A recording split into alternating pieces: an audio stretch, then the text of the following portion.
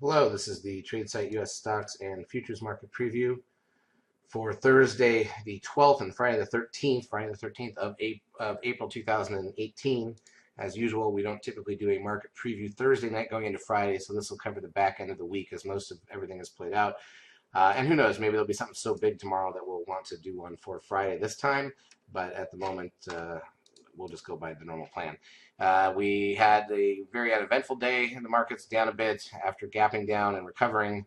But mostly it just really feels like everybody's waiting to see what this Syria strike might be exactly and if there's any consequences.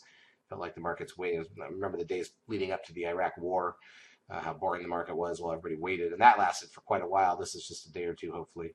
And maybe even over tonight. We'll see and get back to it tomorrow because I was looking forward to some movement. But here's the ES front month futures contract. This is the broad market and futures form, still hanging, obviously back where we started the year, just underneath it, essentially. Haven't been able to recover that area.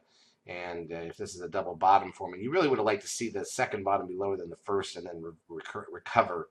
We can get that. So let's go through the major indices. Crude oil down 2 cents, but near obviously a new closing highs at 66.80. So that's going to be, and by the way, we've been talking about this cup and handle forming. That's going to be pain at the pump. Actually, it was up for the day. I don't know why e-signal is saying down too. Up for the session to new closing highs for the year. So the pump is going to go up there. Gold actually swept new highs for the year, closing up 780. Didn't close at the highs, but S&P cash down 1468. Remember, we're still got the 13 buy signal on the cash index there. NDX down 32.43. Stocks up 52 cents. Biotech's down 13 points. The VIX loses 23 cents to 2024. Remember the days when the VIX was in single digits and we said it couldn't stay there? It's been a while now. Trend at 1.11. That's not too bad, but we've still got the 10-day moving average at 1.22. This is the disappointing part. This is why you can tell the market was just waiting. NASDAQ volume, only 1.8 billion shares. This is the lightest in over a month. Again, this is the proof that we're just waiting to see what's going on over here in Syria. NASDAQ advanced decline ratio plus 55. So basically, even amount of stocks up and down on the New York plus 52. So also even there. Google loses $11.44. Apple down 81 cents. Nothing really on the chart there. Netflix up $5.60. Amazon down 9.17. Remember, we're in earnings season on top of all this now. Tesla down $3.77. TLT, the 20-year bond ETF, closes up 43 cents.